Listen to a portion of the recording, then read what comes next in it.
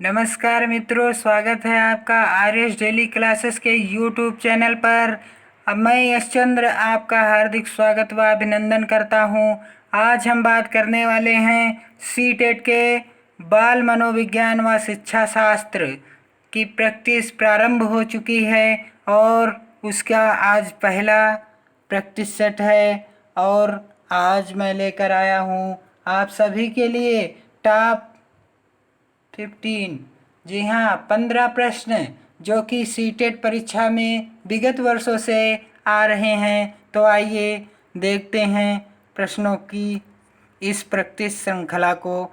पहला प्रश्न है हमारा, पियाजे के अनुसार वह अवस्था जिसमें बच्चा अमूर्त संकल्पनाओं के विषय में तार्किक चिंतन करना प्रारंभ करता है, उस अवस्था को हम क्या कहते हैं? मूर्त संक्रियात्मक अवस्था। क्या कहते हैं? मूर्त संक्रियात्मक अवस्था कहते हैं, जिसकी उम्र क्या है? 7 से 11 वर्ष। क्या है? 7 से 11 वर्ष। प्रश्न हमारे वन लाइनर रहेंगे, सारे प्रश्न हमारे वन लाइनर रहेंगे। तो अगला प्रश्न है हमारा, बहुत ही महत्वपूर्ण बहुत ही महत्वपूर्ण प्रश्न है। विकास कभी न समाप्त होने वाली प्रक्रिया है, यह विचार किससे संबंधित है? विकास कभी न समाप्त होने वाली प्रक्रिया है, इसका मतलब विकास क्या होता है? निरंतर चलता रहता है। और जब विकास निरंतर चलता रहता है तो विकास का कौन सा सिद्धांत? निरंतरता का सिद्धांत। कौन सा सिद्धांत? निरंतरता का सिद्धांत। अगला प्रश्न है हमारा, प्राथमिक स्तर पर एक शिक्षक में सबसे महत्वपूर्ण विशेषता क्या होनी चाहिए? तो उसमें सबसे महत्वपूर्ण विशेषता धैर्य और दृढ़ता होनी चाहिए। कौन सी? धैर्य रखना चाहिए उसे और दृढ़ता होनी चाहिए। धैर्य और दृढ़ता होनी चाहिए। अगला प्रश्न है हमारा, निचली कक्षाओं में शिक्षण की खेल पद्धति मूल रूप से किस पर आधारित है? निचली कक्षाओं में शिक्षण की खेल पद्धति मूल रूप से किस पर आधारित है? तो वह पद्धति आधारित है हमारी विकास एवं वृद्धि के मनोवैज्ञानिक सिद्धांतों पर। खेल के द्वारा बच्चे का विकास एवं वृद्धि व मनोवैज्ञानिक सिद्धांतों पर हमारी खेल की विधि आधारित होती है। अगला प्रश्न है हमारा, बच्चे दुनिया के बारे में अपनी समझ का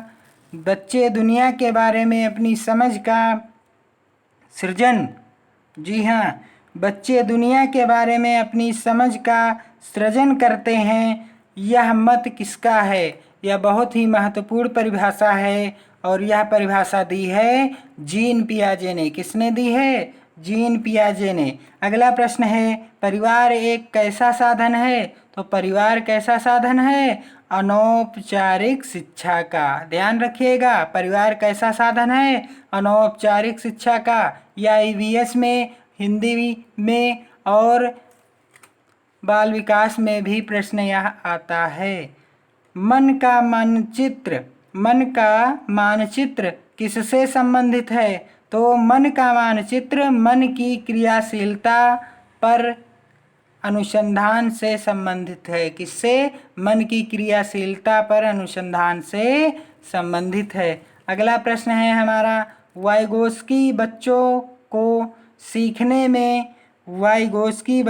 सीखने में किस कारक की महत्वपूर्ण भूमिका पर बल देते हैं? किस कारक की महत्वपूर्ण भूमिका पर बल देते हैं? इसका उत्तर आप कमेंट के माध्यम से दीजिएगा। यह प्रश्न मैंने आपके लिए छोड़ रखा है। अगला प्रश्न है हमारा, वस्तुनिष्ठ प्रश्न का क्या तात्पर्य है? यानी वस्तुनिष्ठ प्रश्न किसे कहते हैं? तो जो हमारे सत्य या असत्य वाले प्रश्न होते हैं उन्हें हम वस्तुनिष्ठ प्रश्न कहते हैं। अगला प्रश्न है हमारा, मानव व्यक्तित्व किसका परिणाम है? मानव व्यक्तित्व किसका परिणाम है? तो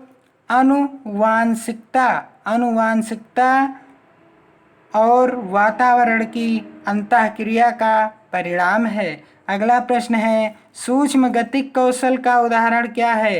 सूक्ष्म गतिक कौशल का उदाहरण क्या है? तो वह है लिखना। लिखना कौशल में हमें सूक्ष्म गतिक लिखना कौशल को हम सूक्ष्म गतिक कौशल भी कहते हैं। अगला प्रश्न है, नर्सरी कक्षा में शुरुआत करने के लिए कौन सी विषय वस्तु सबसे अच्छी है? अगर आप नर्सरी कक्षा में पढ़ाने जाएंगे तो सबसे अच्छी विषय वस्तु लेना क्या अच्छा रहेगा? तो वह रहेगा मेरा परिवार। जब आप पढ़ाएंगे मेरा परिवार तो वह विषय वस्तु सबसे अच्छी मानी जाएगी, क्योंकि परिवार से ही बच्चे का विकास या लगाव अधिकतर रहता है। नर्सरी कक्षा में परिवार के माध्यम से, परिवार विषय वस्तु के माध्यम से बच्चे का जो है, बच्चे को शिक्षित करना काफ़ी सरल है। अगला प्रश्न है, भाषा में अर्थ की सबसे छोटी इकाई है। बहुत ही महत्वपूर्ण प्रश्न है। भाषा में अर्थ की सबसे छोटी इकाई क्या है? तो स्वनिम है। क्या है? स्वनिम है। सामाजीकरण, सामाजीकरण का क्या तात्पर्य है? समाज के मानदंडों के साथ अनुकूलन करना ही सामाजीकरण कहलाता है। अगला और अंतिम प्रश्न, था, फा, चा, ये ध्वनियाँ क्या कहलाती हैं? तो ये स्वनिम ध्वनियाँ हैं। कौन सी ध्वनियाँ हैं? स्वनिम ध्वनियाँ हैं। तो मित्रों, यह वीडियो आपको कैसा लगा? आज से सीटेट की प्रैक्टिस प्रारंभ हो चुकी है और ऐसी ही प्रैक्टिस पाने के लिए मेरे चैनल को सब्सक्राइब कीजिए। वीडियो पसंद आए तो लाइक कीजिए और अधिक से अधिक मित्रों में शेयर कीजिए। बहुत बहुत धन्यवाद। जय हिंद।